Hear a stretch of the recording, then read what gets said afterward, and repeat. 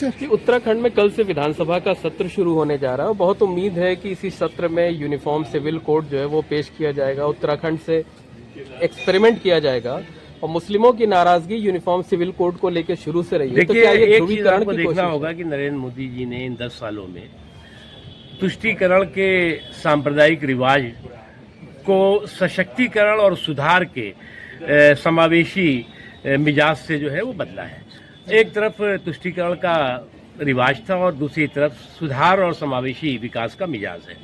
जहाँ तक सवाल है कॉमन सिविल कोड का, कॉमन सिविल कोड एक कॉन्स्टिट्यूशनल ड्यूटी है।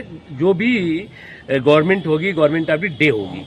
संविधान के निर्माताओं ने, जिसमें कि बाबा साहब भीमराव अंबेडकर से लेकर के मौलाना अबुल कलाम आज़ाद से लेकर के डॉक्टर हसरत मोहानी से लेकर के और जवाहरलाल नेहरू जी और सरदार पटेल जी से लेकर के सभी लोगों का एक मत था कि देश को समान नागरिक कानून की दिशा में आगे बढ़ना चाहिए। और एक चीज़ क्लियर होनी चाहिए कि समान नागरिक कानून का कतई अर्थ नहीं कि किसी भी मजहब या किसी भी कौम के जो धार्मिक अधिकार हैं उस पर किसी तरह का प्रतिबंध या उस पर किसी तरह की बंदिश होगी।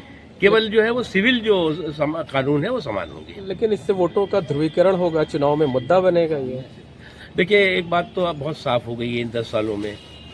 जो सियासी ध्रुवीकरण का जो रिवाज था उसको जो है वो समावेशी सशक्तिकरण के मिजाज से मोदी जी ने ध्वस्त किया है।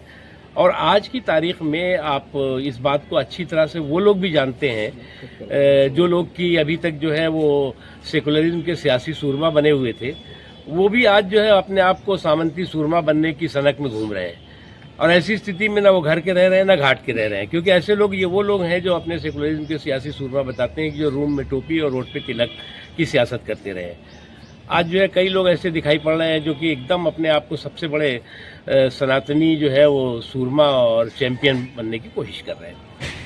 एक और इम्पॉर्टेंट चीज़ है कि आप देख रहे हैं कि लगातार जो एक पूरे देश में माहौल दिखाई पड़ रहा है और ख़ास तौर से जो सो कॉल्ड गठबंधन है, वो गठबंधन जो है वो आज की तारीख में गठबंधन बनने से पहले एक वो गाना है ना कि अजीब दास्तां है ये, कहाँ शुरू कहाँ ख़त्म, तो पता ही नहीं चल रहा है कि कहाँ शुरू हुआ और कहाँ ख़त्म हो गया। एक चीज़। दूसरी इम्पॉर्टेंट चीज़ और है कि आज जो गुनाहों का गटर है उस पर गठबंधन का शटर लगाकर कुछ लोग बचने की कोशिश कर रहे थे। तो गुनाहों का गटर भी अब गठबंधन की शटर लगाने से नहीं बच पा रहा और वो सारे के सारे जो है वो गठबंधन के से जुड़े हुए गुनाहगार जो है वो गड्ढे में जा रहे हैं। तो कहा जा रहा है उत्पीड़न किया जा रहा है। हेमंत सोरेन को गिरफ्तार किया गया। आज क्राइम ब्रांच की टीम केजरीवाल और आतिशी मलंगा के यहाँ पहुंची हुई है। देखिए, एक चीज़ बहुत क्लियर है कि जो करप्शन है, करप्शन जो है वो किसी भी देश के लिए, किसी भी समाज के लिए जो है वो सेहतमंद, उसके सेहत के लिए नुकसान है, हानिकारक है। और करप्शन के कीड़े का खात्मा जो है वो बहुत ज़रूरी है।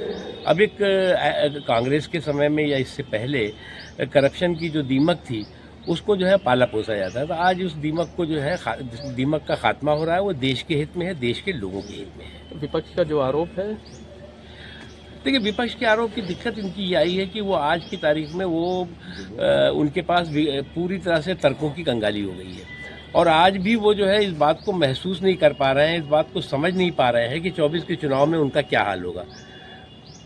क्योंकि वो ये आज तो आप देखिए, जो पार्टी अपने आप को कहती थी कि हम सबसे बड़ी ग्रैंड ओल्ड पार्टी हैं, जो कहती थी कि जो है हमने तो 5 दशकों से ज़्यादा देश पे राज किया है, आज की तारीख में वो और अभी तक सब हाथ में हाथ मिला के कह रहे थे कि आवाज़ दो हम एक हैं। अब उस ग्रैंड ओल्ड पार्टी को उन्हीं के साथ ही एक सीट भी देने को तैयार नहीं है। जो कभी अपने आप को मुल्क की पार्टी कहती थी वो मोहल्ले की महंगी हो गई है। तो उससे आप गठबंधन का हाशिया समझ सकते हैं। एक लास्ट क्वेश्चन ये है कि राहुल मंदिर में उन्होंने पूजा अर्चना की, मैसेज क्या देना चाहते हैं? कुछ नहीं, ऐसा है ना, ये घर के हैं ना घाट के हैं।